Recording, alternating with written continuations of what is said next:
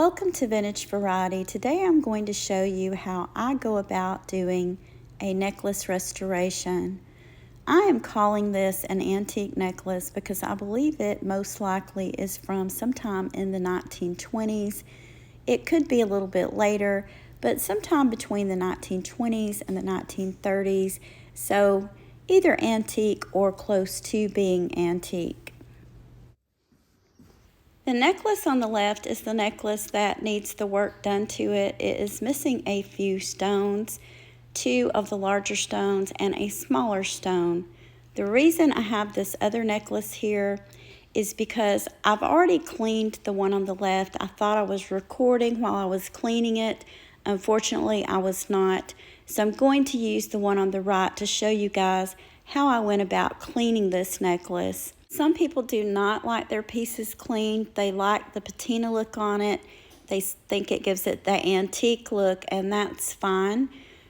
Pieces will regain their patina over time, but I really wanted to get all of the gunk and the dirt off of this necklace. Cleaning this necklace made a huge difference. It brought out all of the beautiful details, as you can see here in the before and after pictures. It almost looks like a completely different necklace. I'm going to start with this other necklace. As you can see, this necklace is in excellent condition for its age. However, it has decades and decades of just lots of dirt on it. Some of it is patina from age, but I would guess that the majority of the color on this necklace is just from years and years of dirt and grime.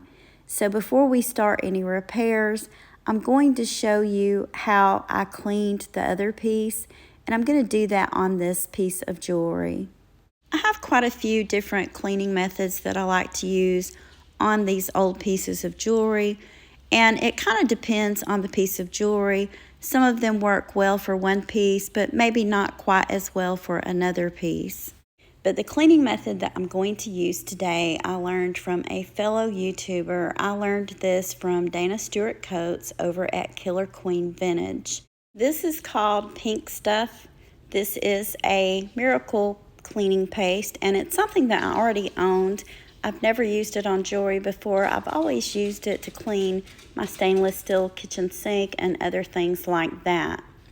So what I'm going to be doing is I'm going to use this paste to clean this piece, and because this is a filigree piece, I'm going to be using a very soft toothbrush.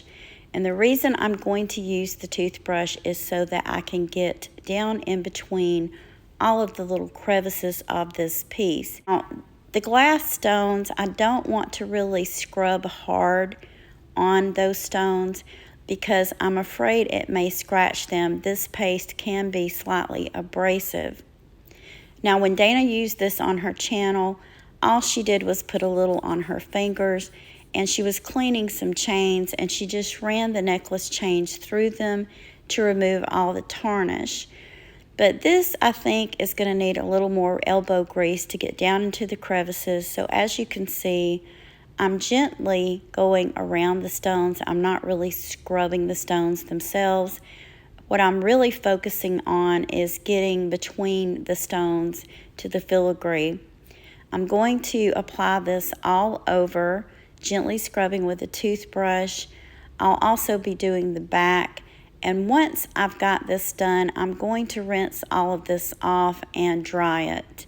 You can use a hairdryer on low heat. I usually like to wrap mine up in a soft towel, dry it that way, and then use the hairdryer. One thing that I did want to mention about pieces with rhinestones is that often, if they are foil backed, wetting them can damage them. So a lot of the old manufacturers, they used a gold foil or silver foil on the back of the rhinestones to give them a little bit more brilliance. And once you get those stones wet, they become what's known as dead stones. Another option would be to remove the stones and then clean the piece and put the stones back in once you are done with it. I didn't have to do that with this piece because these stones are glass. They're not foil backed. You can usually tell by looking at them. If they're foil backed, they look as though the backs of them have been painted with either silver or gold. Now that I've cleaned the front, I'm going to flip this over and I'm going to scrub the back of this. The reason I'm going to do that is so that the paste can work its way through the filigree on both sides. So a lot of different kinds of things can cause dirt and grime to build up on these pieces. Perfume, makeup, hairspray, body sweat. So it really is a good idea to clean it because you really don't know what it's been dropped in, what's been put on it. I'm going to give this a good rinse and a dry, and then I'll come back and I will show you the difference. This is the result. That paste removed a lot of old dirt and gunk off of this piece. Now, this piece is done in a darker base metal than the other piece. The other piece I cleaned with the paste and the paste only. I'm going to show you a before and after. The before is on the left, and you can see that it did bring out quite a bit of brilliance in this piece. But what I'm going to do is, because this piece is so old and dirty, I'm going to use a second method that's a little more acidic to bring out a little more shine in this piece. And once I've done that, I'll come back and I'll show you guys another before and after. So this is after the second cleaning. I think that the pink paste is absolutely wonderful, but what I wanted to do to bring out a little more brightness in this piece was to use an acidic cleaning method. I have done content on how to clean jewelry before, and I'm going to link that content in the description box below this video. I'm also going to put a link to Dana Stewart Coates' channel. It's Killer Queen Vintage. She shows some beautiful jewelry, and she also has some wonderful cleaning methods, so definitely go check that out. And this is a before and after of the necklace that I'm going to do the repairs on today. And you can see that that pink paste did a great job on this necklace. That is all I used on this one, was the pink paste and nothing else. Now I am going to replace the missing stones in this necklace, but what I'm not going to replace is the pearl in the center. You can see that it has quite a bit of wear on it, but I do not have a pearl that is the right color and shape to replace this with, so I'm just going to leave this as it is. So this necklace does have some missing stones. You can see that there is one missing right here at the top. So that one is definitely going to need to be replaced. Then we have another one missing here. And over on the side, we have one of the tiny stones that's missing from this necklace. The glue that I'm going to be using for this repair is GS Hypo Cement. There are a lot of different glues that you can use to repair jewelry, but out of all of the ones I've used, this one is my favorite. It seems to work better than any of the other ones.